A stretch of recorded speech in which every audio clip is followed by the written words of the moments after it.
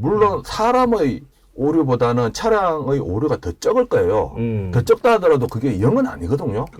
그러면 어느 정도 미세하게나마 그 퍼센트가 있다면 지금까지 그런 법률적 분쟁이 발생했다면 한두 건은 더 있어야 되는데 예. 현실에 그게 안 나타난다. 제가 이제 급발진이 있을까 없을까라는 저도 생각을 합니다. 근데 저는 저한테 솔직히 급발진이 있을 것 같아 없을 것 같아 하면 저는 있을 수 있다라고 대답해요. 근데 그럼 이번 건이 급발진이라고 할 때는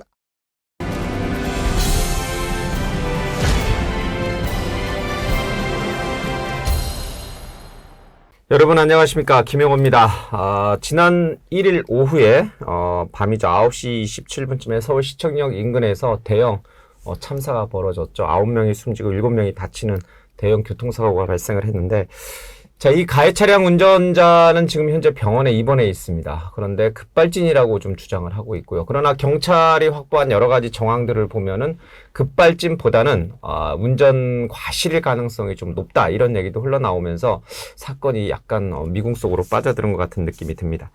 자, 이 내용을 오늘 우리가 철저히 한번 처음부터 끝까지 해부해 보겠습니다. 이옥은 대덕대 미래자동차학과 교수, 그리고 정경일 교통사고 전문 변호사 함께 하겠습니다. 어서 오십시오. 안녕하세요. 예. 안녕하세요. 자, 이 사고의 재구성을 좀 해봐야 될 것 같습니다. 변호사님. 네네. 거기가 이제 굉장히 좀 유명한 직장인들의 저녁 회식 장소였는데, 네. 바로 그 장소에서 6명이 숨지고 9명이 숨지고 그렇죠. 7명이 다치는 대형 참사가 이제 발생했습니다. 네. 기본적으로 그 뉴스를 딱 접했을 때 어떤 생각이 드셨어요? 저는 사실 이게 언론에 먼저 접했을 때 그 이야기를 사실관계를 잘 모르는 상태에서 들었어요. 예. 예전에 여의도 광장에서 이렇게 고의교통사고 있었던 적이 있었잖아요. 한번 여의도 공원으로 누가 네, 차 몰고 네, 네. 돌진한 적이 있었죠. 네, 단일 교통사고에서 9명이 사망한다는 것은 과실교통사고를 제가 생각하지 못했어요. 제가 선입견이 깔려버렸던 거죠. 예. 그래서 계속 이야기를 계속했던 거죠. 그만큼 서울 시내에서 이렇게 터무니없는 사고 난다는 거 생각조차 못했습니다. 뭐 고속도로거나 아프리카거나 뭐 동남아시아 뭐 그 나라를 무시하는 게 아니라 보통 고속도로 같은 예. 경우에 버스가 추돌 하면 뭐 4명 음. 이렇게 사망하기도 합니다. 그래도 9명 사망하는 거 이례적이죠. 그러니까요. 나름 대한민국이 교통문화의 선진국 아닙니까? 신호체계 그렇죠. 잘 갖춰져 네, 있고, 네. 인도와 보도 구분 잘 돼 있고, 또 운전자들도 교통 규칙이라든지 이런 거 잘 지키는 교통 선진국이에요. 네, 근데 네. 이런 서울 대도심, 잘 발달된 서울 대도심의 한복판에서 이런 대형 참사, 네. 이건 정말 믿기지가 네, 않더라고요. 맞습니다. 특히 아까 말씀하신 것처럼 대형 버스나 뭐 이런 게 아니고 단일 승용차잖아요. 승용차의 단일 사고로, 그것도 이제 고속도로에서 여러 개의 추돌도 아니고 뭐 빙판길에 한없이 미끄러진 것도 아니고 시내 도로에서의 어떤 상황이기 때문에 좀 믿기지가 않았고, 이게 정말 맞는 얘기인가? 그래서 실제 그냥 부상 정도만 있을 줄 알았어요. 근데 나중에 자꾸 이제 사망자 수 밝혀지고 하는 거 늘어나는 예. 거 보고는 상당히 좀 놀랐죠. 저도. 네. 그 사고 장소인 시청역 인근, 그러니까 웨스틴 조선 호텔의 지하 주차장에서 나온 네네. 제네시스 G80 차량, 그걸 운전하던 68세의 운전사, 네. 역주행을 통해서 인도로 돌진을 하면서 그렇죠. 이런 대형 참사가 발생했습니다. 하나하나 좀 찢어보겠습니다. 일단 교통 그 사고가 난 장소의 교통 시스템 구조적인 문제를 좀 한번 봐야 될 것 같아요. 그 웨스틴 조선 호텔에서 이렇게 차가 빠져나오면 네. 직진할 수가 없어요. 그렇죠? 네, 그런데 이제 무조건 약간, 우회전하게 돼 있어요. 교차로처럼 보여가지고 사거리처럼 보일 수 네네네. 있으니까. 그 차가 없으면 그렇게 갈 수도 있겠던데, 그래도 또 최근 밝혀진 블랙박스 영상을 보면 맞은편에 차도 있더라고요. 밤 9시 47분이면 네. 그 조선 호텔 앞으로 차가 양방향으로 이렇게 엇갈리면서 계속 가. 이거 여기를 관통해서 역주행을 했다는 얘기고, 네. 일방향 도로 쪽으로. 네, 그대로 횡단해버린 거죠. 예. 그러니까 이제 경찰 발표에 따른다면 이미 주차장 나왔을 때부터 악셀이 90% 정도. 그러니까 그때부터 급 가속을 했다는 거거든요. 예. 그럼 운전자 입장에서 생각할 때는 길을 알고는 있었는데 속도 때문에 우회전을 하지 못했다.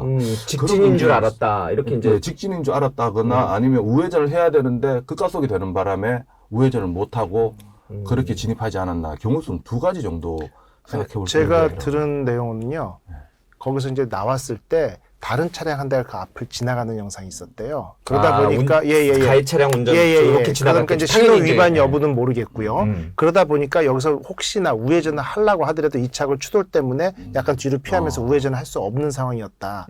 그러면서 거기서부터 이제 통제 불능이 빠진 게 아니냐 이런 의견도 있습니다. 어제 오후부터 경찰이 이제 가해 차량 운전자가 병원에 입원해 있어서 갈비뼈 부상을 본인도 당해서 이제 입원해 있어 그동안 조사를 못 하다가 어제 오후부터 이제 경찰이 병원으로 가서 이제 조사를 했는데 나온 얘기를 좀 들어보니까 이건 이제 언론 보도입니다. 가해 차량 운전자는 거기가 일방통행 역주행인 줄 몰랐다는 거예요. 아, 그렇습니까? 예. 그러면 본인은 모르고 갔다는. 모르고 갔다는 거예요. 네. 그러니까 저쪽 그 소공동길에서 이렇게 이제 4차선 일방향 도로가 있는데 네. 이 도로를 진짜 이 중앙선을 침범해가지고 관통을 해가지고 역주행 방향 도로로 들어선 갈 수 거잖아요. 있는 길이라고. 그거를 자기는 역주행인 줄 몰랐다 이런 이제 보도가 나왔어요. 어제 경찰 조사에서 그렇게 얘기했다는 얘기가 나왔는데 그러면 이걸 합치면 결국 본인은 길은 제대로 갔는데 주차장 나올 때부터 급가속이 되었다. 그렇게만 본인은 알고 있는 거예요 지금. 네. 그러면 역주행한 부분에 대해서는 뭐 역주행인 줄 몰랐다는 거죠. 그러니까 몰랐다는 부분에 대해서는. 근데 이해가 안 되는 게 문제가 이분이 지금 이제 음주운전 한 것도 아니고 그렇죠. 그리고 잘 아시지만 네. 40년 버스 화물차를 운전했던 40년 운전 경력의 무사고 운전의 베테랑 운전사하고 그 부인, 동승했던 부인의 얘기를 들어보면 뭐 너무나 서울 지리를 잘 알고 그쪽 도로 상황도 봤다는 거예요. 근데 왜 그게 역주행인 줄 본인은 몰랐다라고 경찰에 털어놨을까? 이것도 너무 미스테리예요. 네. 몰랐을까요? 결국 진술이 일치되지 않는 것 같은데요. 예. 네, 좀 어떤 보통 한 사람의 말이 되면 진술이 틀리면 이 부분에 대해서 좀 문제 삼을 수도 있겠는데 뭐 진술하는 사람이 다르니까 뭐 그럴 수는 있을 것 같습니다. 다만 이 부분에 대해서는 수사기관이 대지신문을 한다든가 대지신문이 아니죠. 참고이니까 동승자는 이렇게 진술을 좀 확인해 가지고 먼저 맞아요. 사실관계도 좀 확인할 필요가 있겠습니다. 요거는 이제 뭐 일부 언론의 보도니까 네. 이 보도 내용이 틀릴 수도 있어요. 이제 운전자가 역주행인 줄 알고도 이제 급발진 때문에 통제를 못해서 글로 들어설 수도 있었다. 네. 이제 이렇게 생각할 수도 있으니까 네. 요거는 조금 한번 더 이제 상관시켜 네. 보는 걸. 또 하나 궁금한 거 있습니다.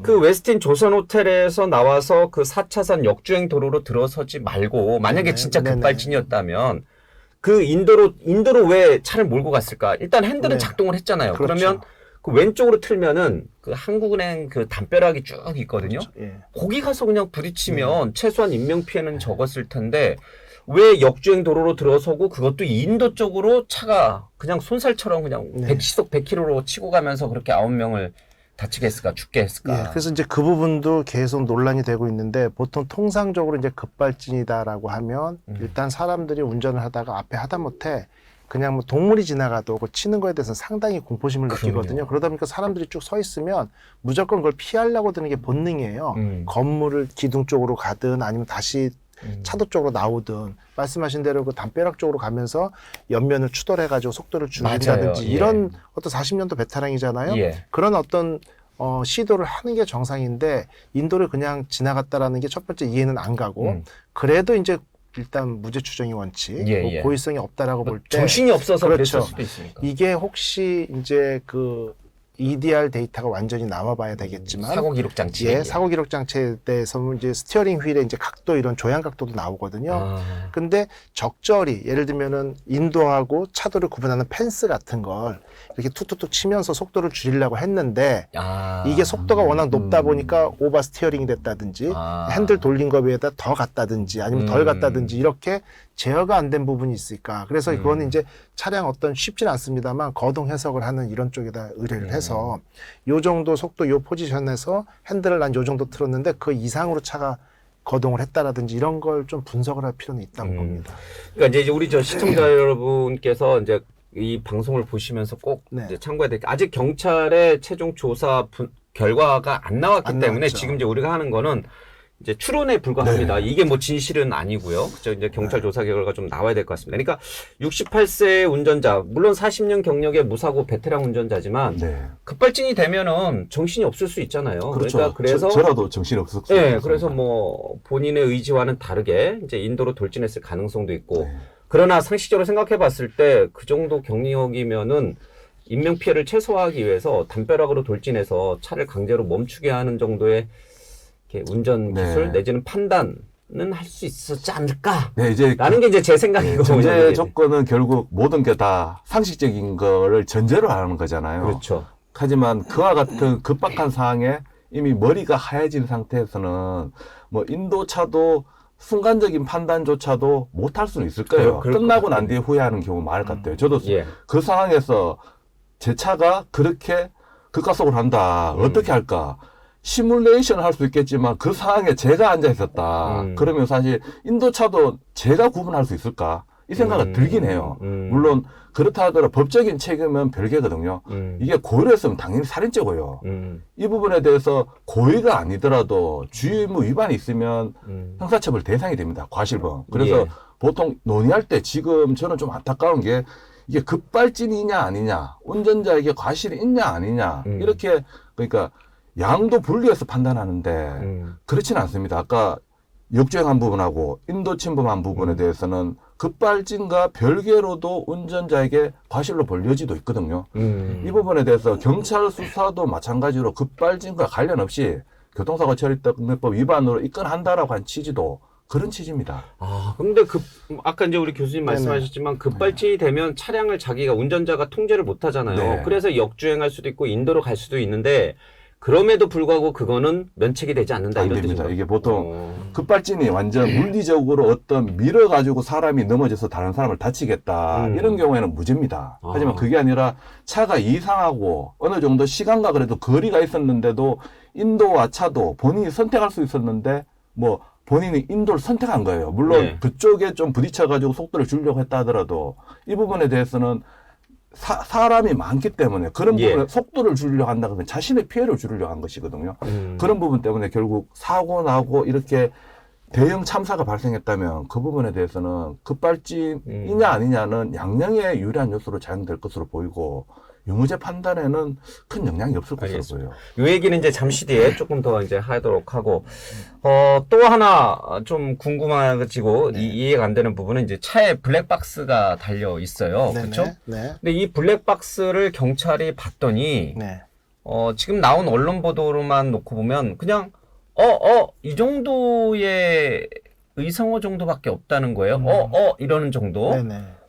그래서 이제 많은 이제 이 자동차 관련된 블랙박스 관련된 변호사나 교수님들이 얘기하시기에 그 정도 급발진이 일어나고 사람이 막 내 앞에서 차가 치고 나가면 너무 놀라니까. 비명 지르고 뭐 난리 나죠. 이거 뭐야? 왜 브레이크 안 먹어? 이거 왜 차 안 멈추는 거야? 막 이렇게 이제 뭐 본인이 했든 아니면 옆에 동승했던 부인이 했든 그분들의 목소리가 어느 정도는 담겨야 되는데 그냥 요 정도밖에. 그것도 이제 운전자보다는 동승자인 아내의 목소리였다라는 일부 보도도 좀 있긴 합니다. 그러니까 운전자는 말이 없는 거예요. 자, 요 부분도 사실 잘 이해가 안 돼요. 절대 이해가 갈 수가 없는 부분이죠. 그 상황이 되면은 왜 이래 브레이크가 안 들어 뭐 이런 얘기도 자연스럽게 터져 나올 텐데 가만히 있으려고 할 수가 없거든요. 본능적으로. 그렇게 되면서 이거 어떻게 해야 되냐고 당황한 게 표현이 될 수밖에 없는데 그거를 입을 다물고 거의 조용히 있었다든지 혹은 한두 마디 이 정도의 얘기만 했다라고 한다면 그것은 조금 정말 상식선에서 이해가 안 가는 미스테리한 부분일 수밖에 없고요. 그 정도라고 하면은 오히려 급발진이 발생했던 하지 않았던 상황 판단을 못할 만큼 이성을 잃은 건 아니다라고 저는 생각이 들거든요. 충분히 제어를 당황하지 않았다 이런 뜻이군요. 그렇죠. 당황해서 판단력이 흐려지지 않았다라는 건 전 오히려 당황하면 막 터져 나올 텐데. 그렇죠. 그래서 당황해서 정말 경황이 없어가지고 판단을 완전히 좀 안 좋은 쪽으로 했다. 이런 어떤 논리가 먹히지 않을 것 같아요. 그 정도면 충분히 대처할 수 있었고 저 같으면은 담벼락을 들이받아서라도 뭐 본인들의 충격은 더 컸다 하더라도 일단은 다른 사람 특히 한두 명도 아니고 이렇게 많은 사람들의 피해 그리고 그 정도 40년 운전 베테랑의 그 정도의 이제 의성어가 나올 정도 그 정도라고 한다면 저 같으면은 냉정하게 생각을 해서 다른 좀 차를 더 차도 쪽으로 몰고 예. 와서 대형 버스나 아니면 다른 차량을 들이받아서 범퍼 투 범퍼 충돌로 그렇죠. 피해를 좀 최소화하고 물론 그분한테는 미안하지만 사망까지 이르지 않을 정도로 하는 노력을 분명히 기울였을 것 같습니다. 그러니까 그게 이제 우리 일반인들이 생각하는 네네. 내가 만약 운전자였다면 나는 그렇게 했을 것 같은데라고 네. 이제 생각을 하는 건데 그러나 이것도 아까 마찬가지로 왜 담벼락에 안 부딪히고 인도로 돌진했냐 이것도 네네. 마찬가지지만 당황하면 경황이 없으면 그렇죠? 맞아요. 뭐 아무 말도 못 할 예. 수도 있죠. 너무 뭐 충격 받았으면 그냥 말문이 막혀서 그렇죠. 예, 말. 하면서 이제 네. 갈 수도 있는 거니까 이것도 사실은 이제 맞습니다. 순간 감정적으로 우리가 뭐라 말하기 어려워요. 얼어버릴 수가 있죠, 사람들. 그러잖아요.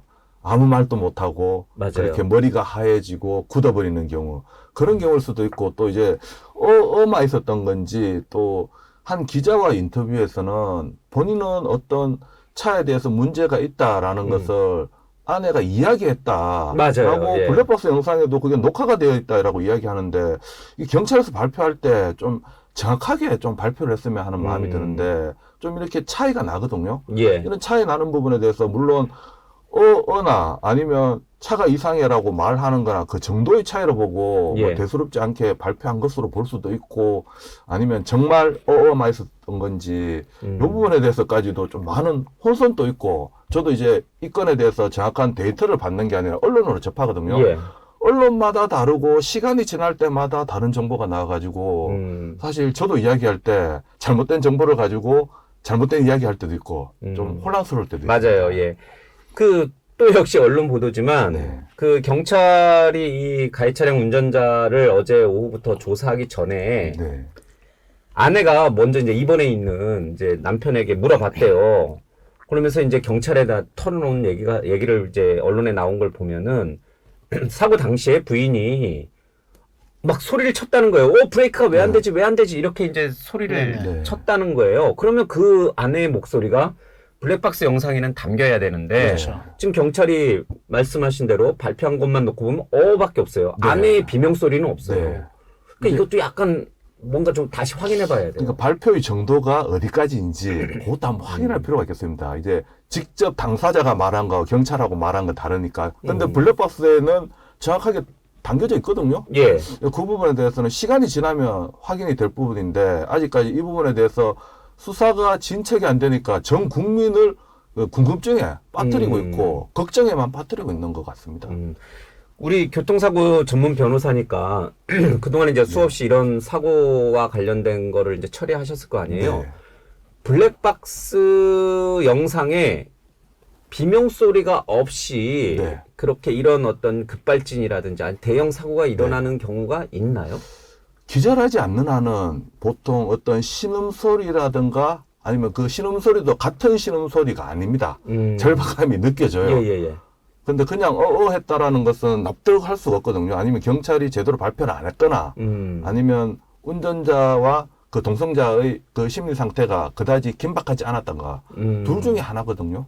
어떻게 긴박하지 않을 수가 있을까? 인도로 돌진해서 막 내 앞에서 사람이 막 퉁퉁 튕겨져 말이 안 나가는 게 되죠. 보이는데 본인 생명도 위험하거든요. 예. 이 부분에 대해서는 좀 경찰에서 너무 좀 대수롭지 않게 발표했나 하는 생각도 들고요. 저는 이제 이런 생각이에요. 보통 이제 이런 조사가 진행되다 보면요.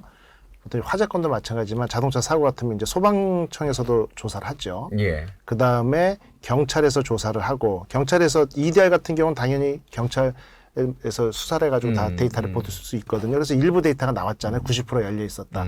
근데 나머지 부분들은 대부분 보면 예전에도 보면 국과수에 이제 경찰에서 기초조사한 다음에 차량을 국과수로 넘기잖아요. 예. 왜냐면 우리가 사건 기록이면 카피라는데 이건 실체가 하나밖에 없으니까. 그러다 보니까 그게 이제 국과수로 넘어가요. 그럼 거기에서도 당연히 그 EDR 데이터를 보고 블랙박스 영상도 보고 여러 가지 어떤 정보들이 나오는데 예. 이게 크로스 체크가 돼서 일치하지 않으면 국민들의 그 의구심이나 불안감은 더 크게 상승할 수밖에 그렇죠. 없거든요. 예. 그런 상황에서 예를 든다면 그 이제 동승자께서 말씀하신 것처럼 이거 왜 이래 브레이크가 안 됐네 요게 있었다라고 가정을 할게요. 뭐 거짓말 안 하신다고 보고. 근데 경찰에서 블랙박스 영상에서 이 음성이 나왔습니다라는 게 발표가 되면 일단은 우리가 지금 급발진이라는 게 논리적으로 아직 급발진 인정 사례도 없다라고 생각하는 사람들도 있고 예. 급발진이 있는데 제작사가 숨긴다. 이런 음모론적인 얘기가 나오는 사람들도 있고 반반이거든요. 그랬을 때 봐봐, 저 운전자 동승자가 왜 거짓말하겠어? 급박한 상황에서 저 브레이크 안 든다고 했잖아. 그러니까 이거 급발진이야라는 또 논란이 막 증폭될까봐 저는 최종 어떤 EDR 데이터나 모든 걸 분석하고 종합적으로 할 때까지 이게 얘기를 안 하는 게 아닌가. 결국은 뭐냐면요. 지금도 운전자는 급발진이라고 얘기를 하잖아요. 급발진이라고 얘기를 하는데 그 말을 믿을 수 있냐 없냐는 EDR 데이터나 블랙박스나 CCTV 모든 영상들을 종합적으로 봐야 된다는 거거든요. 그럼 이제 동승자가 급발진이네, 브레이크 안 됐네라고 얘기한 것도 현재 운전자가 난 급발진을 알아서 준한 것과 맥을 같이 하는 거죠. 그러다 보니까 최종 어떤 결론 날 때까지 얘기를 안 하는 게 아닐까라고 저는 추측을 하고 있습니다. 맞아요. 예, 뭐 섣불리 어떤 한 특징적인 것만 발표했다가는 또 굉장한 오해를 불러일으킬 수 있으니까 종합적으로 이제 모든 정황이나 증거 자료를 다 본 다음에 최종적으로 급발진이 아니냐. 그 부분에 대해서 경찰이 아마 결과를 발표할 것 같습니다. 물론 신중하게 하는 건 좋은데 이게 또 뭐 언론이 계속 달라붙어서 취재를 하니까 하나씩 나와요. 예, 또. 병산의 일각처럼 뭐가 하나씩 나오면 그것만 놓고 보면 이거 급발진이네. 이거 급발진 아니네. 이렇게 이제 우리 국민은 이제 생각하기 맞습니다. 쉬운 거죠. 예. 또 하나 이제 저 궁금한 이제 시청자분들이 궁금해지는 게 이제 EDR이라고 하는 이 사고 기록 장치 이거는 얼마나 정확한 건가? 이게 고장 났을 가능성은 없는 건가? 경찰은 일단 지하 주차장에서 차가 나올 때부터 과속 방지턱부터 90% 이상 가속 페달, 악셀레이터가 밟아졌다는 그렇죠. 거예요. 90%면은 세게 풀로 밟은 거나 거의 마찬가지거든요. 거의 마찬가지죠. 예. 근데 그게 EDR에는 이제 기록이 돼 있다는 거예요. 네네, 그러니까 맞죠. 브레이크가 아닌 악셀레이터를 밟았다는 거죠. 그렇죠. 근데 이제 여기서 가속 페달을 90% 이상 밟았다는 얘기하고 브레이크를 밟았냐 안 밟았냐는 또 약간 다른 얘기예요. 그러니까 혹시 동시에 밟을 경우도 있거든요. 그래서 가속 페달을 밟았느냐, 브레이크는 또 온오프로 밟았냐 밟지 않았느냐 이게 나오게 되거든요. 근데 최근에 자동차들은 브레이크 오버라이드 기능이라고 해서 옛날에는요, 이제 차량의 출력이 점점 좋아졌잖아요. 요즘 다 200마력 넘고 그러다 보니까 브레이크를 밟고 가속 페달을 밟으면 차가 나가거든요. 그래서 예전에 아마 독일 수입차 중에 한양대 자동차 관련 교수님이 급발진을 이제 주장하시면서 발생을 했었어요. CCTV 아파트에서. 근데 CCTV 브레이크 등이 들어왔습니다. 거봐라 했는데 그 회사에서 한 얘기는 두 개 동시에 밟아서 우리는 출력이 좋아서 브레이크 등이 들어왔어도 차가 나가서 기둥을 쳤다라고 해가지고 결국은 우리나라 법이 아직은 소비자가 잘못을 증명해야 되잖아요. 그래서 그 교수님이 내가 자동차과 교수고 분명히 억울하죠. 하지만 일단은 제작사 쪽에 책임은 못 물고 끝났단 말이에요. 두 개를 동시에 밟아도 차가 앞으로 가는 거예요. 예, 갑니다. 그러다 보는데 여러 가지 이런 급발진 논란이 있으니까 최근에는 브레이크 오버라이드 기능이 있어서 동시에 밟으면 일단 브레이크를 최우선으로. 요즘 나오는 차들. 예. 그래서 브레이크가 우선 작동을 하기 때문에 일단은 이번 케이스 같은 경우도 90%를 밟았다. 근데 브레이크를 밟았냐 안 밟았냐는 일단은 이제 그 EDR 데이터의 기록을 봐야겠지만 차가 정지하지 않고 지속적으로 갔다는 얘기는 브레이크를 안 밟았거나 급발진이거나 둘 중에 하나겠죠. 근데 브레이크를 밟은 상태에서 급발진이 이루어지면 그거는 EDR에 어떻게 표시돼요? 그러니까 가속이 90% 이상 됐다라는 말은 가속 페달을 세게 밟아서 90% 이상 출력이 나와서 갈 수도 있지만 반대로 이 브레이크가 고장이 났어요. 근데 브레이크를 강하게 밟았는데도 차가 급발진으로 샥 하면 EDR에는 어떻게 표시가 돼요? 브레이크는 밟았나 안 밟았나는 온오프에서 밟았다고 표시가 되겠죠. EDR에? 예, EDR에는 브레이크 밟았다고 표시가 되는 거죠. 그러니까 브레이크가 작동하지 않았어도 브레이크를 밟으면 밟았다라고 EDR에는 표시가 되는군요. 그래서 최근에 이제 언론에 보면은 일부 브레이크가 ECU를 거쳐서 데이터가 EDR에 저장이 되니까 ECU가 미쳤다 이거죠. 그러니까 ECU는 이제 컴퓨터죠. 처리 사람하면 머리가 미쳤어. 그래가지고 가속 페달 밟지 말라고 했는데도 막 밟았어. 얘가 정상적인 브레이크 신호를 기록하겠느냐. 그래서 여기 브레이크를 밟았다 안 밟았다 나온 신호는 못 믿겠다라는 주장이 있는데 EDR도 못 믿겠다. EDR도 못 믿겠다라는 얘기가 나오는 거죠. 그런데 실제 브레이크 등은 브레이크를 밟았다 뗐다 하면 거기에 있는 스위치가 브레이크 등으로 연결되거든요. 물론 EDR에는 데이터가 전달이 되지만요. 그래서 제가 방송에서도 얘기한 게 브레이크 등이 들어왔는지 여부를 CCTV나 다른 블랙박스 확인해야 된다. 이 얘기가 나오는 얘기 중에 하나는 EDR에는 ECU를 거쳐가지고 가니까 이게 거짓말로 정보가 들어갈 수도 있다 이거죠. 하지만 이 브레이크를 밟으면 이 스위치는 그냥 선이 연결돼 있기 때문에 얘는 거짓말했어도 얘 브레이크 등 들어온다는 얘기죠. ECU 그러니까 예, 이 미쳤어도. 전자 장치를 예. 통제하는 머리가 미쳤어도 예, 그 증거는 뭐냐면요. 팔다리는 움직인다 예, 이 뜻이군요. 예, 그 증거는 이따 가서 아마 시동을 켜지 않으면 ECU는 작동 안 하죠. 그리고 브레이크 밟아보세요. 등 들어오나 안 들어오나. 들어오잖아요. 시동을 안 켜도.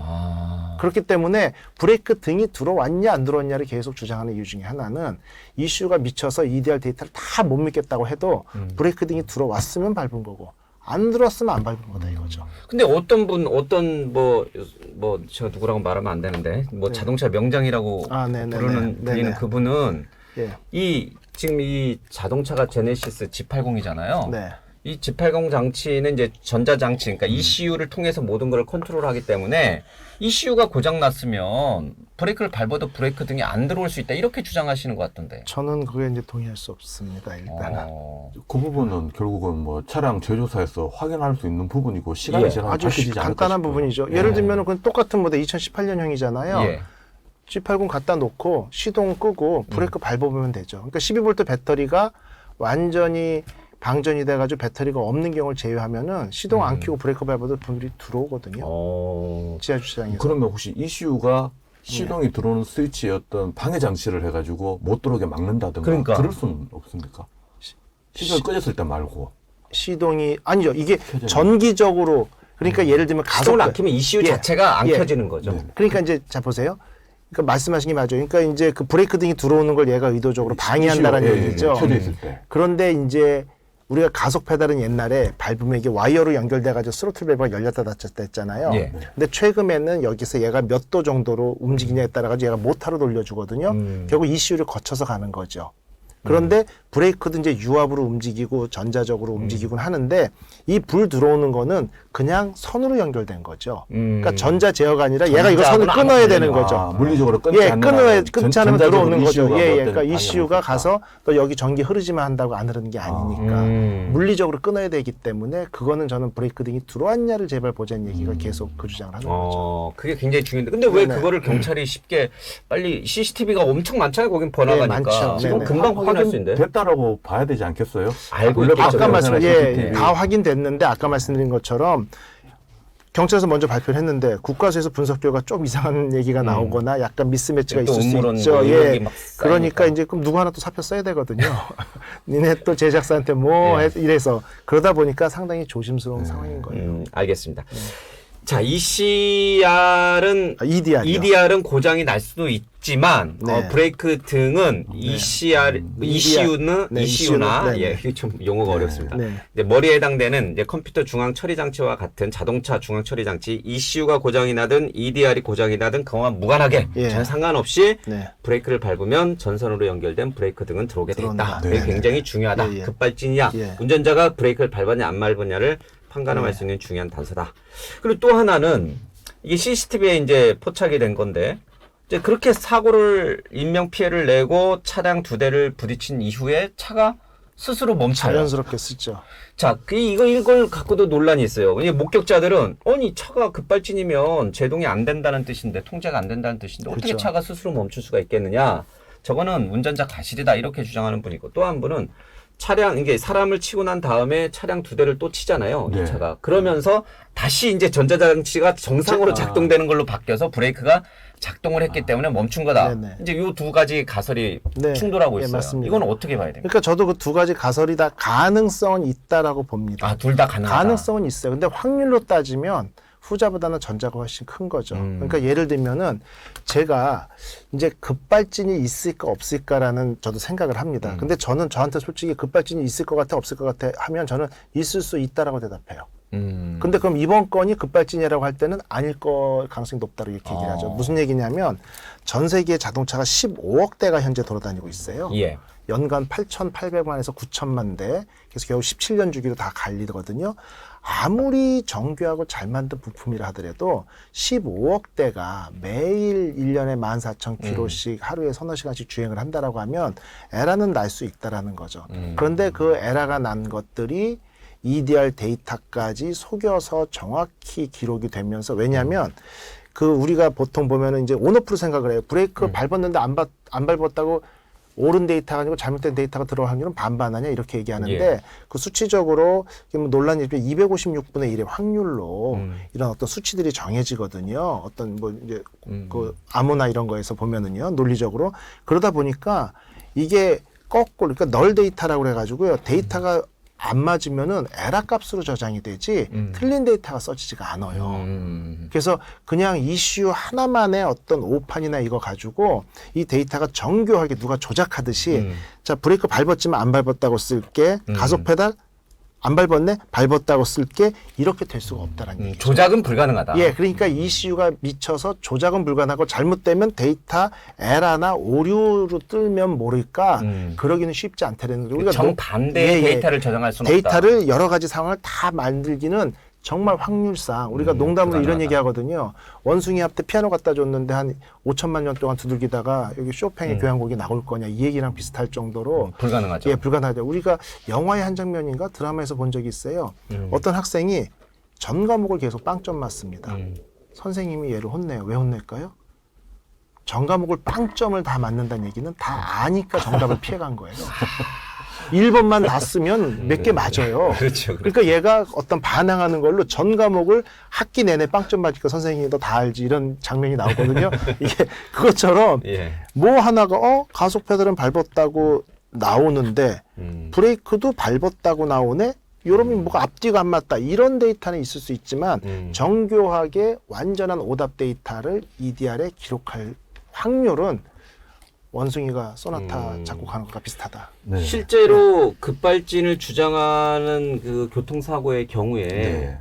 차량이 어디 부딪혀서 그 충격으로 멈추는 경우는 우리가 많이 봤지만 네. 스스로 제동장치가 작동을 해서 브레이크가 작동해서 스스로 멈춘 경우가 있습니까? 저도 사실은 처음 봤습니다. 사실 그렇다면 어떤 고장이 났다가 정상으로 왔다는 건데 물론 그 고장난 이유가 어떤 급가속을 하다가 또 충격이 있었으니까 뭐 제대로 돌아왔다. 쉽게 말해서 뭐 핸드폰 같은 경우도 껐다 켜면 되는 경우도 있고 그렇죠. TV 예전에 예, 많이 때리잖아요. 예, 때리면 된다. 그런 논리로 접근한다면 모르겠지만 상식적으로 생각할 때는 오히려 고장났다가 정상으로 돌아왔다라기보다는 운전자의 자의가 아닌가 하는 생각이 더 상식적이죠. 저는 그 부분이요. 방금 말씀하신 거랑 똑같습니다. 그 안 됐다 되는 경우가 있어요. 저도 이제 뭐 여담입니다만 저희 집에 이 등을 이제 기계 쪽이지 않습니까? 어떤 기계는 고장 나거나 깨지면 그게 재현이 되죠. 계속 근데 급발진을 이제 주장하는 분들, 급발진 있을 거라고 생각하는 저도 전자장치는 재현이 안 되는 건 맞아요. 제가 다 두 가지 겪은 얘기를 말씀드리면 3년 전에 집에 등 전체를 LED로 바꿨습니다. 예. LED로 바꿨는데 안방등이 어느 날 그냥 꺼진 거죠. 근데 옛날처럼 전구를 가는 게 아니고 LED는 전체를 교체해야 되잖아요. 예. 근데 안방은 주로 잠만 자고 올 여름 지나서 저희가 리모델링을 할 거라 저거 리모델링 할 때 교체하죠. 그냥 뒀어요. 그러니까 3개월인가 4개월 동안 불이 안 들어왔습니다. 맨날 껐다 켰다 한번 봐도. 그리고 어느 날 술을 제가 많이 먹고 어느 날 자는데 자다 눈이 부셔서 깬 거야. 그래서 보니까 내가 그러고는 잠결에 집에 이게 등이 고장났다는 건 모르고 이 집사람이 불을 안 끄고 오늘 마루에서 자라고 내가 끄고 잤는데 다음날 그 얘기를 했던 집사람이 아니 안방등 고장났잖아. 그래서 어제 들어왔는데 켰더니 안 들어와요. 그러니까 나를 약간 술을 너무 많이 먹었다고 생각을 했는데 그 다음부터 제가 어떻게 했는지 알아? 이 돈 그치지 말고 고치지 마. 둬 했는데 2개월 후에 또 들어왔어요. 그 다음 또 안 들어와요. 이런 일이 전자장치는 희한하게 완전히 고쳐졌다 안 고쳐졌다 이런 일이 있을 수 있습니다. 다만 여기서 자동차를 볼게요. 자, 급발진이 발생했다. 지금 컨트롤할 게 운전자가 원하지 않아도 연료를 많이 공급해야 돼. 브레이크를 밟았어도 안 밟아야 돼. 이렇게 여러 가지 예를 들면 이게 뭐 내연기관이라고 한다면 점화 플러그에 뭐 연료 분사도 해줘야 돼. 여러 가지 컨트롤 중에 모든 것들을 다 맞춰야 되잖아요. 그러니까 동시에 그게 싹 고장났다가 다시 싹 제정신으로 돌아왔다. 믿기지가 않는다는 한두 얘기죠. 개가 아니라 여러 개가 그러다 복잡한 보니까 게. 이제 추측을 하자면 예를 들면은 그게 이제 정확한 건 아닙니다. 브레이크인 줄 알고 착각해서 가속 페달을 밟았어요. 막 가다가 차량 두 대를 충격을 했죠. 충격을 하면서 자세가 흐트러면서 발이 떨어졌죠. 그리고 차량이 주차하다가 다시 밟았을 때 제대로 밟아서 쓴 게 아니냐라고 얘기를 하고 있죠, 지금. 전문가들은. 야, 그러니까 이것도 참. 근데 이제 지금 운전자는 어제 경찰 조사에서 뭐라고 그랬냐면 브레이크를 밟았는데 딱딱했다 이런 표현을 썼거든요. 네. 그게 무슨 말일까? 그러니까 브레이크를 밟았지만 작동을 안 했다 이런 얘기겠죠. 그러니까 이게 브레이크를 밟으면 네. 이렇게 눌려져야 되는데 네. 딱딱했다는 얘기는 브레이크를 밟았지만 이게 안 들어갔다는 얘기예요. 이렇게 기울어지지 않았다는 얘기예요. 그렇죠? 그렇죠. 이런 경우도 있나요? 브레이크나 가속 페달은 밟으면 이렇게 쑥 하고 들어가잖아요. 네, 그렇죠? 기본적으로 들어가죠. 근데 이게 딱딱했다는 표현을 운전자가 글쎄요. 했어요. 그래서 옛날 뭐 브레이크 같은 경우에는 그 뭐 딱딱하다는 표현을 쓸 수도 있어요. 이제 브레이크 고장을 우리가 여름에 얘기할 때는 예. 딱 두 가지 얘기합니다. 베이퍼록 현상이냐, 뭐 페이드 현상이냐. 베이퍼록 같은 경우 브레이크 오일 안에 브레이크 오일이 수분에 민감하거든요. 보통 교체한 다음에 1년, 2년 지나면 한 1.5% 수분이 들어가고 예. 3년 지나면 3~4%가 들어가는데 이게 브레이크를 지속적으로 밟아서 온도의 오일의 온도가 올라가면 예. 기포가 발생해서 그때 브레이크를 밟아보면 브레이크가 이제 스펀지처럼 텀벙텀벙 들어가면서 성능이 아예 뭐 나타나지 않았다 이런 걸 이제 현상이 있었고 또 하나는 내리막길 같은 데서 브레이크 계속 밟으면 브레이크 디스크하고 패드가 달궈지잖아요. 그래서 예. 온도가 올라가면요 브레이크 성능이 떨어지거든요. 그럴 땐 브레이크를 밟으면 그 딱딱했다는 표현이 그냥 브레이크 정상적으로 밟힌 것 같은데 성능이 뚝 떨어져서 쭉 밀렸다 이런 얘기가 나오는 게 여름철 브레이크 이상에 대한 어떤 통상적인 전통적인 이상 유무고 정상적이지 아니다 이 얘기가 나오는데 중요한 건 호텔에 주차했다가 나온 차량 아니에요. 예. 오르막길로 내리막길이 아니고. 예. 그리고 내리막길에서 30분, 40분, 50분 운전한 차량도 아니기 때문에 브레이크 이상으로 인해 페달이 딱딱해졌다라는 어떤 연계성하고는 완전히 뭐 별개로 보여줄 수밖에 없고 그래서 또 예를 들면 이게 유압에 걸려 있다. 물론 이제 이 브레이크 페달을 밟으면 이쪽에서 이제 최종적으로는 유압이 잡아주겠지만 이게 뭐 기계적으로 연결돼 있어가지고 여기서 유압에서 이상으로 딱딱하게 걸린 게 걸렸다. 이것도 아니고.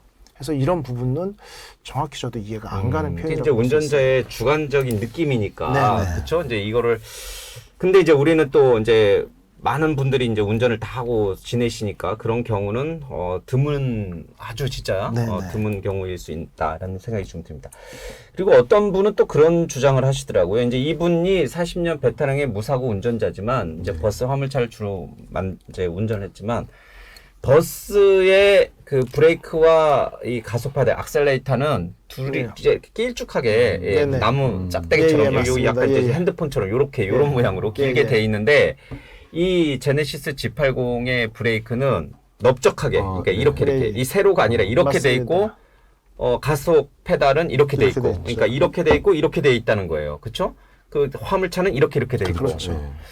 요거를 혼동해 쓸 수 있다 이런 얘기를 좀 하세요. 근데 그 아내 동승자 아내의 말 들어보면 그 차량의 이 명의는 아내 명의로 돼 있는데 남편이 자주 몰았다는 거예요 그 차를. 네. 그러니까 가속 페달과 브레이크가 이렇게 생긴 거하고 이렇게 생긴 거를 혼동해서 저도 그거는 좀 개연성은 떨어진다고. 왜냐하면 차량이 엊그제 뽑아서 일주일 된 것도 아니고 2018년형이거든요. 그러다 보면은 그건 개연성은 떨어지는데 그건 결국 페달의 모양 때문은 아니고 왜냐하면 우리가 운전할 때 페달 발밑에 모양을 보면서 운전하지는 않거든요. 예, 위치를 가지고 감각적으로 감각으로 하죠. 위치를 예, 하죠. 맞아요. 그러니까 어떤 뭐 자세가 좀 흐트러졌다거나 아니면은 가능성이 좀 적을 수도 있는데 이제 동승자 명의로 돼 있고 교대로 운전할 때 가끔 그럴 수 있습니다. 저도 가끔 제 와이프 차를 갖다가 뭐 기름을 넣어주거나 오일 넣어주러 할 때 보면은 간격도 좁고 높이도 안 맞고 맞아요. 해서 예. 보면 한번 보고 조절을 안 하고 나오면은 이게 위치를 잘 못 찾는 경우가 있어요. 저는 그래서 그런 어떤 착각에 의한 거는 가능성이 좀 있다 이렇게 보고 있습니다. 근데 통상적으로 저도 마찬가지로 이제 차 하나를 가지고 저랑 네네. 부인이나 와이프랑 같이 쓰지만 이게 막 의자도 앞으로 당기고 뭐 여성분들 그렇죠. 이게 예, 여성표만 아닙니다. 이렇게 운전하니까 불편해서 저는 타자마자 네네네, 너무 예. 불편하니까 의자 뒤로 미루고 이제 브레이크나 악셀레이터 내 발길에 그렇죠. 맞춰서 이제 네. 의자 앞뒤로 조절을 하잖아요. 이렇게 아니면 뭐 보통 1번, 2번 해가지고 예, 보통 맞아요. 그쪽은 이제, 차종은 있고. 자동으로 이제 네. 되는 경우가 있으니까. 그래서 40년 베테랑의 운전 기사가 아내가 차던 그 좌석 시트 위치에 이런 곳을 운전했을 가능성은 없을 것 같아요. 페달 모양으로 예. 어떤 연계성을 찾기는 좀 쉽지 않을 것 같아요. 맞아요. 이제 그런 부분들이 정말 급발진일 가능성보다는 급발진이 아닐 가능성의 정황에 더 이렇게 이제 약간 이제 힘을 실어주는 것 같은데, 아유, 그래도 좀 잘 이해가 안 됩니다. 이게 어떻게 그 지하 주차장을 나오자마자 급가속이 90% 이루어져서 시속 100km로 손살같이 치고 나가면서 이런 일이 벌어질 수 있을까? 네. 맨정신이라면. 이제 운전자 시각에서 생각한다면 이럴 수는 있겠죠. 운전하고 나왔는데 차가 갑자기 급감속을 했다. 그렇게 해서 본인은 차를 통제할 수 없었다. 통제할 수 있는 거는 핸들밖에 없었다. 그 상태에서 피하다가 하다가 사실 또 인도 그 펜스가 직선은 아니고 약간 커브길이에요. 그래서 직선으로 가면 사실 그 펜스로 돌진하게 돼 있는 구조예요. 속도가 빠르다 보니까 그 속도를 제어하지 못하고 그대로 충격한 건 아닌가. 이런 생각도 펜스에다 들거든요. 충격을 해서 차를 멈추고자 했다. 했는 게 아니라 이제 커브길이 있으니까 예. 본인이 이제 속도가 빠르니까 예. 제대로 이게 핸들링이 안 된 거죠. 그 핸들링 그대로 직진하면 거기 펜스에 부딪힐 수 있는 그런 구조이기 때문에 예. 그렇게 사고 나서 진짜 본인이 억울할 수도 있겠는데 문제는 그거예요. 이제 고의교통사고, 과실교통사고, 아니면 차량 결함 이렇게 세 개 생각할 수 있는데 고의교통사고는 아니겠죠. 이건 살인죄니까. 그럼 결국은 몰라요. 이제 우리가 모든 가능성을 다 열어놔야 되니까. 예. 이제 일단 그거는 일단 논외라고 과실교통사고, 차량 결함이다. 사실 이 과실교통사고라는 것이 주의의무 위반하는 것이 본인이 알면서 주의의무 위반할 수 있습니다. 뭐 신호 위반이라든가 과속이라든가. 그런데 문제는 아예 완전 본인조차도 인지하지 못하고 주의의무 위반하는 경우도 있거든요. 예. 쉽게 말해서 악셀을 브레이크로 착각한다든가. 사실 그렇게 했다가 순간 아차 싶어가지고 바꾸면 되는데 그걸 못 바꾸고 그 생각에 계속 빠져버리고 이게 빈곤의 악순환이라 그러죠. 예. 그러다 버리면 사람이 진짜 완전 멘붕이 와가지고 더 꾹 밟아버리는데 그게 브레이크가 아니라 악셀이다. 이런 경우도 생각해 볼 수 있을 것 같아요. 예. 일단 여러 가지 가능성이 있는데 지금 경찰이 종합적으로 계속 이제 좀 조사를 좀 하고 있습니다. 근데 대법원 판례를 보면은 급발진이 인정된 사례는 이제 지금 없어요. 항소심에서 한번 인정받아서 지금 대법원에 가 네. 있는 걸 빼놓고는 왜냐면 이게 차량 운전자니까 소비자가 이 급발진을 증명을 해야 되니까 이게 사실 아까 이제 EDR도 네, 얘기했고 네. 블랙박스 영상도 했지만 명확하게 소비자가 제시할 수는 없잖아요. 맞습니다. 이제 이번 사건뿐만 아니라 모든 급발진 예. 사건 일반론으로 접근을 한다면 사실 지금까지 일어난 대한민국에서 급발진이라고 이야기하는 사건 중에 법원에서 인정받은 건 한 건도 없거든요. 예. 확정이 돼야 인정받는 거니까. 예. 대법원 확정까지 네. 받은 건 한 건도 없다. 그러면 차량, 물론 사람의 오류보다는 차량의 오류가 더 적을 거예요. 더 적다 하더라도 그게 0은 아니거든요. 그러면 어느 정도 미세하게나마 그 퍼센트가 있다면 지금까지 그런 법률적 분쟁이 발생했다면 한두 건은 다 있어야 되는데 예. 현실에 그게 안 나타난다. 이 말은 밝히는 부분에 문제가 있다. 이 말이거든요. 결국 이거를 차 운전하면서 뭐 본넷 한 번 안 열어본 단순한 이용자가 차의 결함을 밝히라고 하는 것은 그 말도 못하는 어린애한테 뭐 그릴 거라고 하는 거나 사실 마찬가지거든요. 그럼요. 자동차 그 큰 회사에 속해 있는 그 변호사들하고 네. 이 운전자하고 어떻게 싸워가지고 이길 수 있겠어요? 그래서 저는 사실 이 사건을 논의를 하고 이 사건도 포함시킬 수도 있겠지만 결국 이런 불명확한 부분에 대해서는 그 입증 책임이 주장자에게 원래 입증 책임이 있습니다. 고정적 불법 행위론에 따른다면 예. 이제 그런 부분 때문에 좀 더 보완된 게 제조물 책임법에서는 과실까지 소비자가 입증 안 해도 된다. 하자만 입증해라, 결함만 입증해라. 그래서 만들어진 게 제조물 책임법이에요.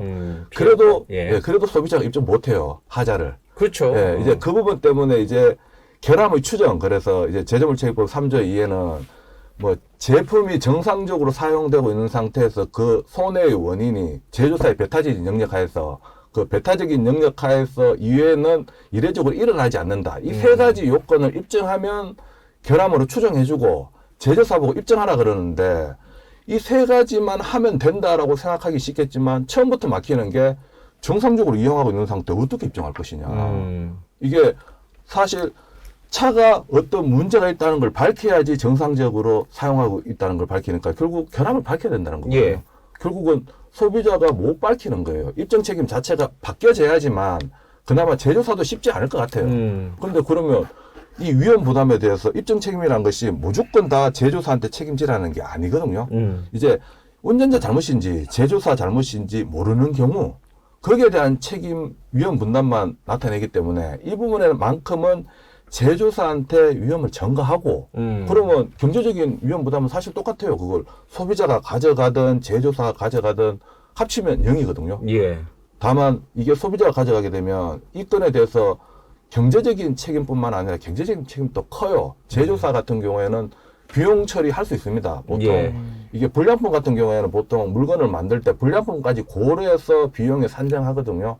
이제 그렇게 해결할 수 있지만 개인은 못합니다. 그냥 보험 제도를 안 들었으면 그냥 인생 파탄 나거든요.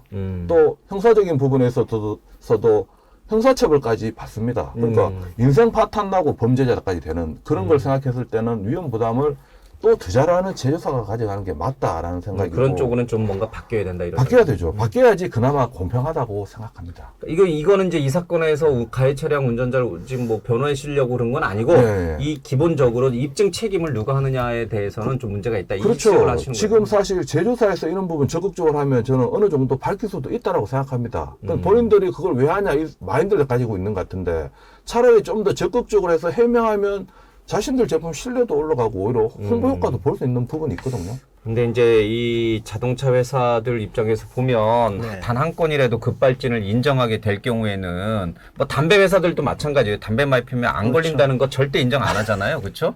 만약에 한 건이라도 급발진이 자사 차량에서 일어났다는 걸 인정하게 되면 그 자동차 브랜드 맞습니다. 신뢰도가 확 떨어지기 네. 때문에 뭐 우리 변호사님 말이 진짜 맞지만 현실적으로 자동차 회사들이 그럴 걸 참. 근데 그거를 너무 소극적으로 생각하지 않나 하는 생각이 드는 게 왜 그러냐면 뭐 물론 비교하기엔 좀 차이가 많이 나지만 자동차는 뭐 생명과 안전까지 책임지는 부분이 있지만 전자제품 저희들이 항상 쓰는 이 스마트폰 같은 경우에는 고장 나면 이제 고치기가 애매하면 새 걸로 줘요 오히려. 예, 예. 또 새 걸로 받기가 오히려 애매하거든요.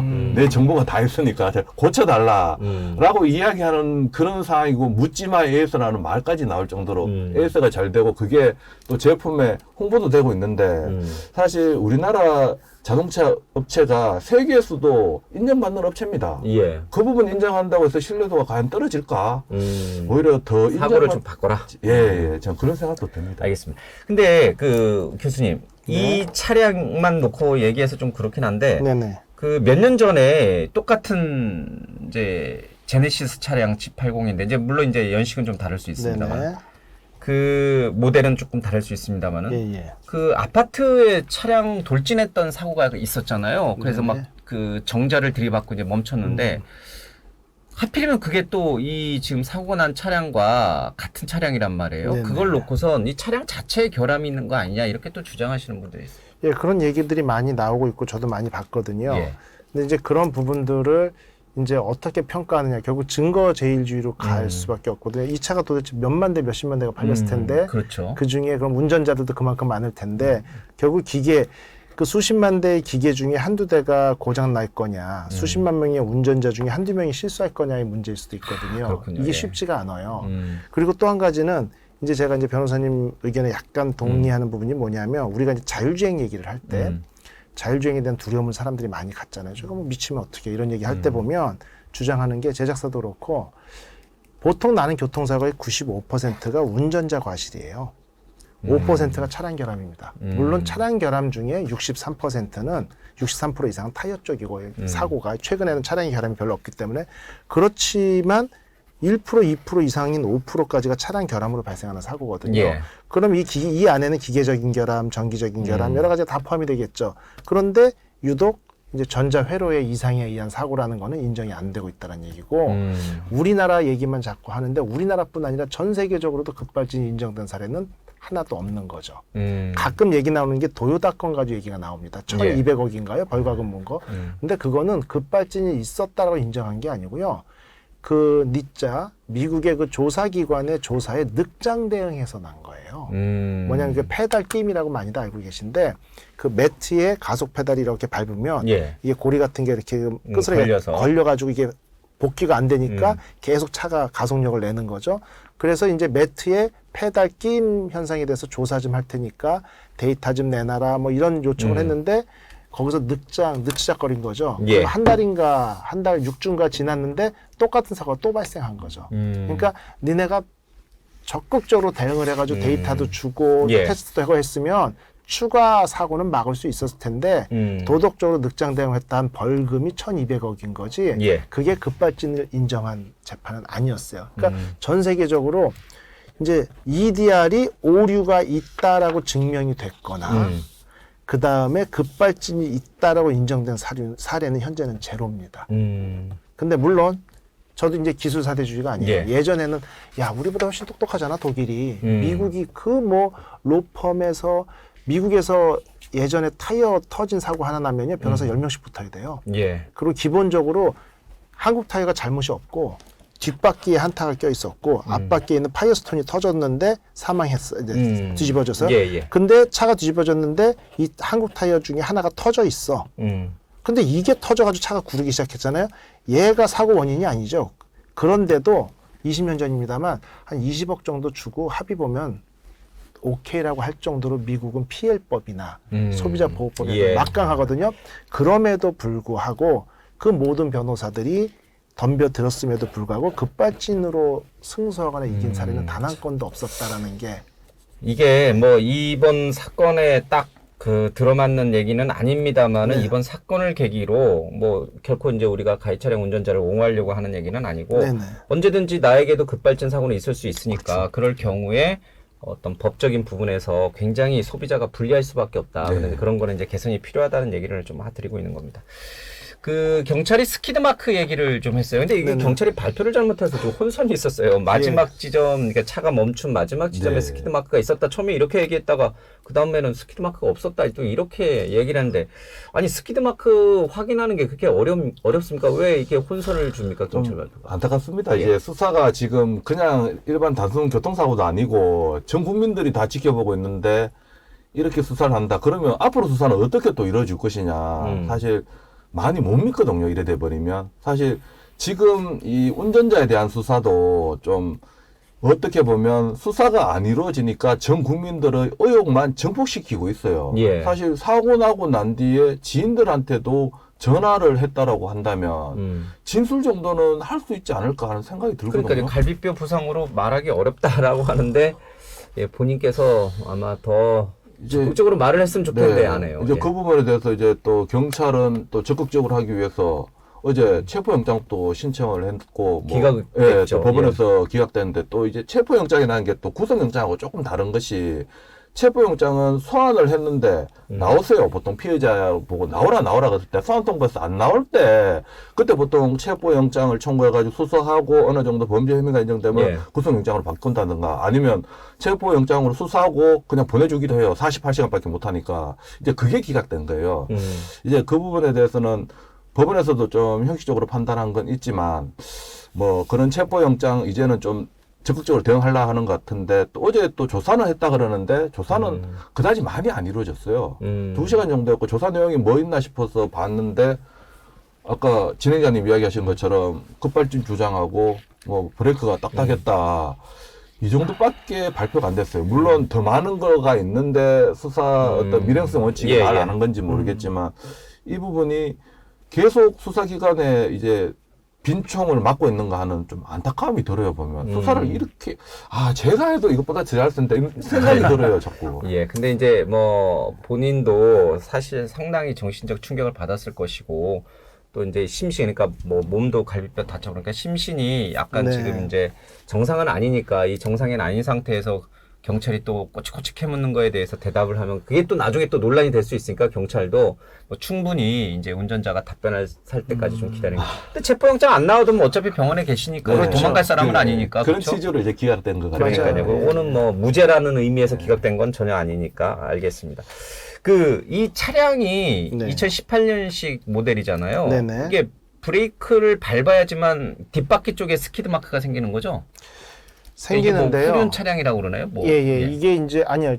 저기 올 사륜으로 알고 있습니다. 올 사륜, 예, 예, 예. 올 사륜으로 알고 있는데. 그럼 앞바퀴에도 스키드 마크가 나올 수도 예, 있고 근데 여기서 한 뒷바퀴에도. 가지 최근에 이제 ABS는 기본 장착이잖아요. 예. ABS가 기본 장착되어 있는 차량에서 정상 거동을 할 때는 스키드 마크가 안 생겨야죠. 그렇죠. 그렇죠. 예. 정상적으로 거동하면 스키드 예. 마크라는 게 예를 들면은 뭐 그 ABS라는 게 안티락 브레이크 시스템, 안티 스키드 브레이크 시스템이거든요. 예. 두 가지로 불리거든요. 그 얘기는 스키드 마크가 생기면서 미끄럼 마찰계수로 넘어가는 거를 방지하기 위해서 얘가 잡았다 놨다 해주는 거기 때문에 얘가 정상적으로 거동을 한다라고 하면 스키드 마크가 안 생기는 게 맞는 거죠. 그러니까 오히려 생겼다라고 하면은 브레이크 시스템에 뭔가 이상이 있는 거고 나는 브레이크를 밟았는데 가속 페달이 막 돌아가가지고 타이를 끌고 갔다. 그럼 생길 수 있겠죠. 그러니까 스키드 마크가 발견됐다라고 하면은 오히려 운전자가 급발진 가능성이 브레이크를 있고. 밟았다. 그런데도 영화의 한 장면처럼 사이드 채우고 뭐 가속 페달 밟은 것처럼 끌렸다라든지 브레이크 ABS 시스템에 이상이 있었다라든지 이럴 수 있는데 전혀 발견되지 않았다는 얘기는 결국은 국가에서 테스트 해보면 이럴 겁니다. 브레이크 시스템은 제동 시스템은 지금도 아무 문제 없다라고 나올 가능성이 높다라는 얘기죠. 그러면 이제 이건 급발진이 아닐 수도 있다. 예, 그러니까 예. 브레이크를 안 밟았을 그러니까 운전자가 브레이크를 안 밟았을 급발진이 EDR 데이터만 보면 일단은 자 보세요. EDR 데이터에는 90% 열렸다, 브레이크 안 밟았다 이래서 급발진은 아니고 운전자의 과실이라고 떡하니 보고서가 나올 겁니다. 그럼 이 중에 뭔가 하나 논리를 허물어뜨리면서 신뢰성에 금이 갈 만한 데이터가 나와야겠죠. 그렇죠. 그 중에 하나가 이제 스키드 마크일 수 있다는 거죠. 그래서 차량이 계속 끽 하고 갔는데 타이어 자국이 있지 않냐. 타이어는 내가 브레이크를 밟아가지고 잡아놨는데 막 끌고 갔다. 뭐 뒷바퀴는 잡혔는데 끌고 갔다든지 이래서 일부 생겼다. 이렇게 주장할 수도 있는 건데 근데 스키드 마크는 없다. 예, 예. 자, 이제 좀 정리를 해야 되는데, 마지막 정리를 좀 해야 되는데, 이 운전자는 이제 앞으로 운전하기는 어렵겠죠. 뭐 정신적 충격도 있고, 그렇죠. 벌점도 뭐 어마어마하다면서요. 네, 지금 뭐 벌점 같은 경우에는 한 명 사망하면 90점이니까 지금 벌점이 121점부터 면허 취소돼요. 뭐 면허 취소 사실 뭐 지금 이 사건에서 면허가 있냐 없냐 뭐가 중요합니까? 이게? 네, 그건 없지만 그런 부분이 있고 또 이제 운전자도 사실 이게 일부러 했다면 살인죄지만 그게 아니면 본인 또 착각을 했든 아니면 운전자의 과실이든 차량 결함이든 그 정신적 충격 클 거예요. 정말 본인도 예. 크고 근데 다만 그 상대가 어떻게 됐느냐 이 부분 또 본인 또 생각해야 되는 부분이에요. 이거는 본인 오히려- 걱정할 때가 아니죠. 네. 지금 9명이 그러니까. 애꿎은 그 가장들 30에서 50대 국민들이 걱정해주고 있는데 그분들이 사실 돌아가시는데 이게 본인이 억울한 부분 있다고 해서 더 큰 걸 못 보지 않나 하는 좀 안타까움이 있거든요.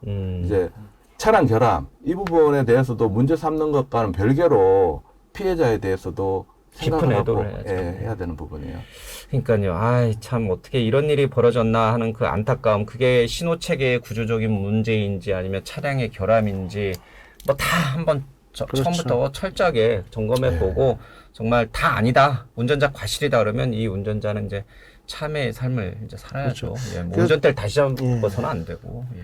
저는 이게 제가 이제 주변 사람들 얘기를 하다 보니까 가끔 보면은 이제 최근에 아마 뉴스나 영상 올라온 게 하나 있을 거예요. 택시 기사분인가 본인이 급발진이 발생했는데 나는 페달 브레이크가 있다, 페달 블랙박스가 있다. 그래서 경찰에 제출했는데 아 페달 블랙박스가 따로 있어요? 예, 그거 있습니다. 아 페달을 밟았는지를 예, 영상으로 블랙박스가 예 있어요. 달려서 예. 근데 이거 실은 저는 2013년이구나. 2013년에 예. 제가 차를 구매했을 때 블랙박스가 전방 카메라가 있고 후방 카메라 하나 예. 있잖아요. 후방 카메라 저는 발에 달아서 썼었어요. 실제. 왜냐하면 뭐 변호사님이 듣기 어떠실지 모르지만 뒤에서 누가 들이받는 거는 꼭 영상 분석 없어도 대부분 제가 피해자잖아요. 그렇죠. 그래서 예. 그걸 갖다가 학생들한테 야 그것도 이게 띄고 달지 말고 앞에다 가지고 여기다 그거 달수 달아놨었으니까 있어요? 달 수 앞으로? 있습니다. 그 와이어니까 빼서 예. 달면 여기가 찍힙니다. 그래서 저는 이제 농담이고 심각한 얘기할 때 이런 얘기 해도 되나 모르겠지만 내가 침착하게 급발진이 발생했을 때 대처 요령 뭐 저기 스타트 버튼을 5초 이상 누른다라든지 기아를 어떻게 넣는 이런 거를 다 숙지하고는 이거 하나만 생겨봐라 내가 이제 최초로 밝혔다 이랬는데 물론 발생을 안 했죠. 예, 하면 안 그래서, 돼요. 예, 그래서 큰일 그렇게 해서 나요. 이제 장착한 분이 야, 있었는데 그 뉴스 한번 찾아보시면 나올 겁니다. 그래서 분명히 내가 브레이크 밟았다. 영상 있다고 제출했는데 그분이 가속 페달 밟고 있더라고요. 그 영상 있습니다. 아, 물론 본인이 착각한 착각한 거죠. 거구나. 물론 이 케이스 하나 때문에 모든 분이 착각했다는 건 절대 오해지만 그분도 제가 볼 때는 자동차 운전을 꽤 했던 분인데 누구나 그런 일은 있을 수 있다. 브레이크를 밟았다라고 확신이 있으니까 착각을, 자기가 경찰에 제출했더니 그 무슨 한 변호사님의 블랙박스 예, 예, 가지고 예. 보면은 누가 제보를 합니다. 억울하다. 근데 보면 이게 자수한 거 아니야? 이런 가끔 영상이 있어요. 그거 보셨을 거예요. 네. 이걸 가지고 왜 이 사람이 과실료 판단 요청했어요. 자기가 100%인데 자기가 100%인데도 네. 내가 잘못한 거 없다 하는 것처럼 얼마나 자신 있었으면 영상을 제출했겠어요. 그래서 저는 그걸 보고 실제 그분 같은 경우는 본인이 정말 착각한 거고 또 어떤 사고를 보면은 아 이거 내가 오작동 해가지고 가속 페달 밟았어야 하고 미리 맞아요. 얘기하는 분들도 예. 있어요. 그래서 저는 이게 참 욕먹을 일일 수 있는데 거짓말 탐지기를 왜 처음에 안 해보죠? 네, 사실 거짓말 탐지기도 충분히 받아봐야 되는 부분이에요. 처음부터 예. 전 해야 돼요. 이게 수사기관도 필요하고요. 예. 운전자도 필요한 거예요. 예, 맞아요. 둘 다 그 의욕적인 부분 풀 수 있는 어떤 하나의 방법이 되거든요. 예. 근데 뭐 거짓말 탐지기도 고장날 수 있고 아니요, 정확하지는 그러니까, 않아. 이런 이제 물론 반론이 그런데 가능하니까. 지금 만약에 이 사건이요. 이제 보통 우리가 이게 급발진이다 아니다 조사를 하면 경찰청에서 조사를 하죠. 예. 그다음에 이 자료가 이제 차량이 국가수로 넘어가서 국가수에서 조사하고 양쪽에 크로스 체크하죠. 결국 이제 이런 일이 벌어졌을 때 현대는 왜 가만히 있느냐 안 밝히냐고 난리가 나잖아요. 실제 제작사가 이 차를 만지는 거는 거의 한 달 이후에요. 예. 그때까지 이쪽이 무슨 문제가 있을지 모르니까 손도 못 대게 하고 접근도 못 합니다, 현장에. 그래서 경찰청 거쳐서 국가서 거쳐서 그다음에 이제 혹시 필요하고 이제 운전자가 동의를 하면 제작사한테 한번 정밀 분석을 요청하고 이런 단계를 거치거든요.